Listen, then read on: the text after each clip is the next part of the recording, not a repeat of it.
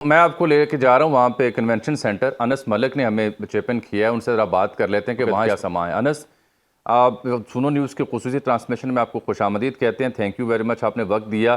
Right نو آپ وہاں پہ موجود ہیں میڈیا فیسیلیٹیشن سینٹر میں. کیا گہما گہمی ہے, انٹرنیشنل کورسپونڈنٹ سے بات آپ کی ہو رہی ہوگی, کیا گپ چل رہی ہے وہاں پہ اس وقت؟ دیکھیں یہاں پر تو اچھا خاصا ایک ماحول جسے کہتے ہیں نا وہ بنا ہوا ہے, اور وہ ماحول یہی ہے جس کو فلم کرنے کا یا کسی نہ کسی انسائٹ لینے کا. اسلام آباد آج ایک واحد وہ جگہ ہے جہاں پر صحافی جوک تر جوک ہمیں نظر آ رہے ہیں, ہر جگہ ہمیں نظر آ رہے ہیں. اور شہر بند ہونے کے باوجود بھی جو ہے یہاں پر صحافیوں کا جو جیسے کہتے ہیں ایک ہجوم وہ ضرور امڑ آیا ہے. لیکن اس کے ساتھ ساتھ ایک ہی سب کی نظر ہے یہاں پر, یہاں سے جہاں پہ میں موجود ہوں, یہاں سے چند ہی منٹوں کی اور چند ہی میٹروں کی مسافت پر وہ ہوٹل ہے جہاں پر جو ہے بات چیت ہونی ہے. اور اس ہوٹل کی راستے کے اوپر جو ہے وہ ضرور زیادہ تر نظر ہے کہ کون آ رہا ہے, کون جا رہا ہے, کیا ہو رہا ہے, کیا نہیں ہو رہا, کس کی گاڑی آئی اور کس کی گاڑی گئی.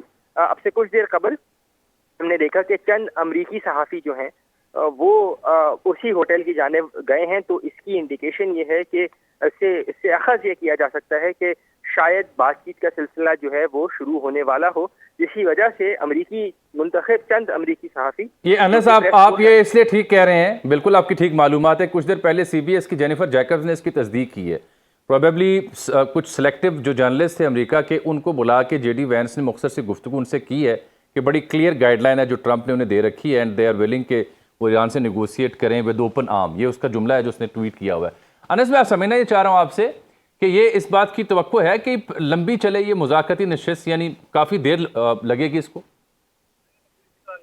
مجھے آپ سوال دوبارہ ریپیٹ کریں گے؟ یہاں مذاکرات کی یہ نشست جو ہے ایران امریکہ کی, یہ لمبی چلنے کی توقع ہے یا جلد مختصر ہوگی؟ یہ ایسے جو سائنز آ رہے ہیں, جو اب تک جتنی سمجھ ہے, جو انٹرلوکیٹرز بھی ہمیں بتا رہے ہیں, اور جو سائنز آ رہے ہیں زیادہ تر یہی دونوں سائیڈوں کی, دونوں پارٹیز کے ایک بڑی پازیٹیو انرجی کے تحت ابھی جو ہے وہ انیشیل سائنز جو ہیں وہ رہے ہیں. تو اگر ایسے ہی معاملات رہے تو بات چیت کا سلسلہ لمبا چل سکتا ہے. ابھی کہنا کہ بات چیت کا سلسلہ اتنی جلدی ختم ہو جائے گا میرے خیال سے کچھ قبل از وقت ہوگا. لیکن یہاں یہ بتانا ضروری ہے کہ بات چیت کا سلسلہ اس وقت تک شروع نہیں ہوا, ہونے والا ضرور ہے لیکن اس وقت تک شروع نہیں ہوا. ٹھیک ہے Anas, thank you very much. Huzaifa صاحب, کیسا ہے اسلام آباد کا منظر؟ بہت ہی کمال کر دیا پاکستان نے, کیا خبریں ہیں جناب؟ جی بہت شکریہ اجمل جامی صاحب, اس موضوع پر حکومت کا موقف جاننے کے لیے آپ نے مجھے مدعو کیا. بس گزارش یہ آپ کے سامنے ہے, ماشاءاللہ آپ لوگ ہم سے زیادہ ویل انفارمڈ ہیں, پل پل کی خبر ماشاءاللہ نشر کر رہے ہیں. ہم تو میزبانی کے فرائض سر انجام دے رہے ہیں اور دعا کر رہے ہیں کہ اللہ کرے جو میاں شہباز شریف صاحب کی اور فیلڈ مارشل صاحب کی ایک ایفرٹ ہے خطے میں دائمی امن کے حوالے سے وہ شرمندہ تعبیر ہو جائے. تو کیا توقعات رکھی ہے اس وقت پاکستانی سرکار نے؟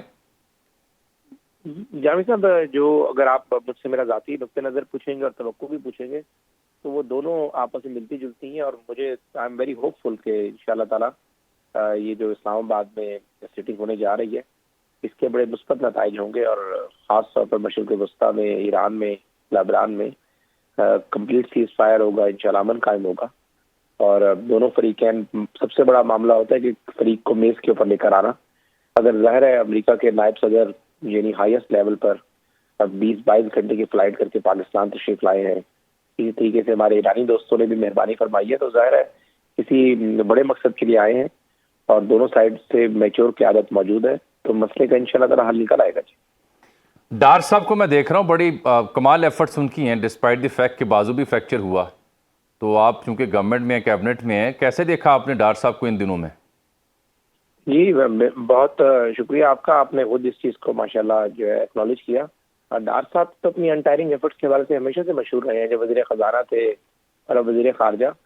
تو میں سمجھتا ہوں کہ بالکل یہ جتنی بھی ایفرٹس ہوئی ہیں وزیر اعظم صاحب کی لیڈرشپ میں, اگر اسحاق ڈار صاحب کا ذکر نہ کیا جائے تو بات ادھوری رہے گی.